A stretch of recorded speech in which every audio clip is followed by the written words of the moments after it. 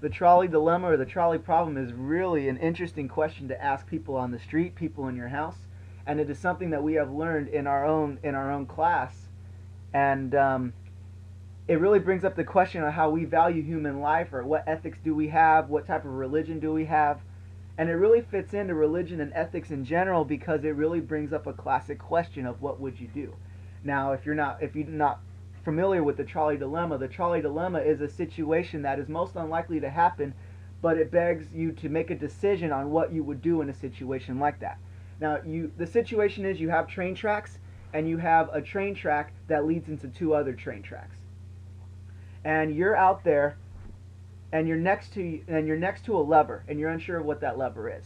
Well, what the lever is for is you find out that there are 5 people tied up on one of those other train tracks, and then you find on the other train track that there is one person that is tied up completely down to the tracks, and there is a train coming on the main track going full speed ahead, and you have the power with that lever to change the direction of the tracks because the train is coming to hit the family of 5.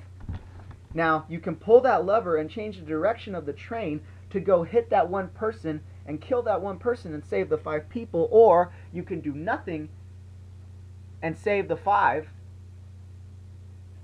or kill the 5 and save the 1. Now, of course, it brings up an interesting question. Well, of course you would, save the 5 and kill the 1 because 5 human lives are more important than 1, but it brings up the question, what is human life? You're still killing somebody. At the same time, if you do nothing, somebody is going to die and somebody will live with that fact. Now, this situation will not happen, but it also begs the question, what would you do?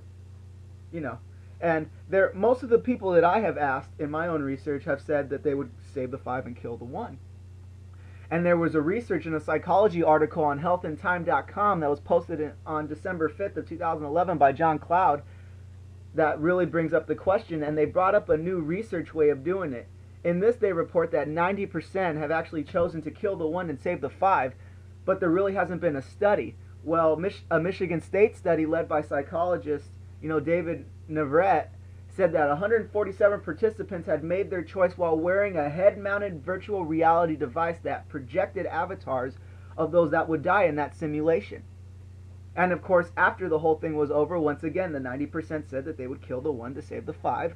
And among 147 participants, 133 of them decided to pull that switch to make the train change that way. Now, of course, the other 10% decided that they couldn't make that decision because it's very uncomfortable. They wouldn't really know what to do in a situation like that. And then they did another test where they changed the experiment that the train would kill the 1 person unless it was changed in the way to kill the other 5. And the participants had to choose a different type of reaction. And once again, 90% chose to save the 5, and the 10% decide to act to save the 1 life.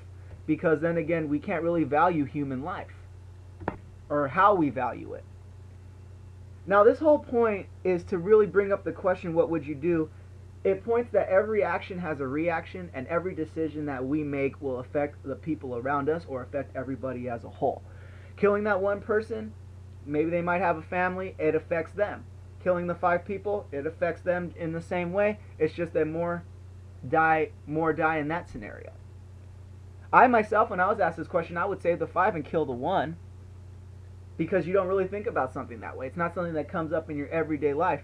And in the ethics class, we have learned how we look at ethics, the evolution of our brains, how we treat people, how we treat others, how nature itself is cruel, how technology is starting to change how we think, and different things on how we change. The world has changed, And that really brings up the question, what would you do? And in the end, it comes down to what type of ethics do you have? What type of morals do you have? What religion do you believe? If Christianity, for example, you believe that God says that every life is the same, can you make that decision? Because could you live with the fact if you actually decided somebody else's fate? Or would you just let it be? Because either way, if you do nothing, something still happens. If you do something, the same result ends up happening. And in our lives, I think when we make moral decisions and we do things based on emotion and sometimes not off objectivity, it affects the people around us whether we realize it or not, because the evolution of the human brain has also said that we are also selfish by nature, and we want to dominate.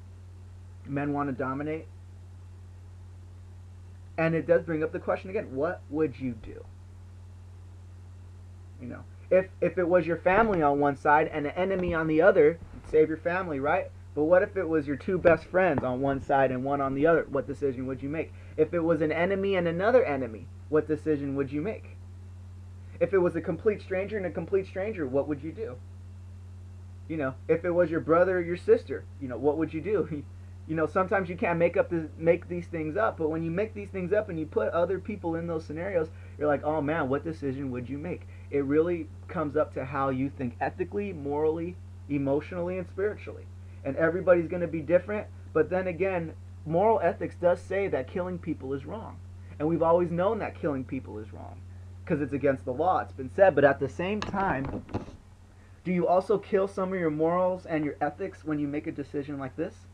You can ask any random person on the street, and it'll turn into a moral or ethical debate right away. Some people will say, oh, how can you even ask that question? That's a stupid question. But then again, if you were actually in that scenario, would you even pull that lever? Would you be so scared because of what's happening, and it's happening so fast that you can't make up that decision? And what's happening is, the whole point is to make a decision just like that, at the drop of a dime. In this class, we've learned all the time, and even in this trolley problem article, it talks about the same thing. It says in the article, what does this teach us about human nature? Evolution has hardened us into brutal and selfish creatures. We make split-second calculations that result in murder unless a family member is at stake. But the question is asked by them, what would you do? And then again, it's by Time Magazine, and it's truly a question. What would you do? You know, if you substitute other people in it, what would you do? And I find that very, very interesting, and this class has really taught me about that. So I did my research on the trolley dilemma because it has to do with ethics and religion and how we think and how we feel. You know, this article was done by John Cloud, like I said, on December 5th of 2011 for Time Magazine. And then the simulation is online if anybody wants to try it out. The article is called "Would You Kill the One Person to Save the Five? A New Research on a Classic Debate." And like I said, it's found in Time, Health, and Family, and it's really, really interesting under psychology. So if you want to check it out, check it out. Thank you for listening. It really brings up the question, what would you do in a life situation like that?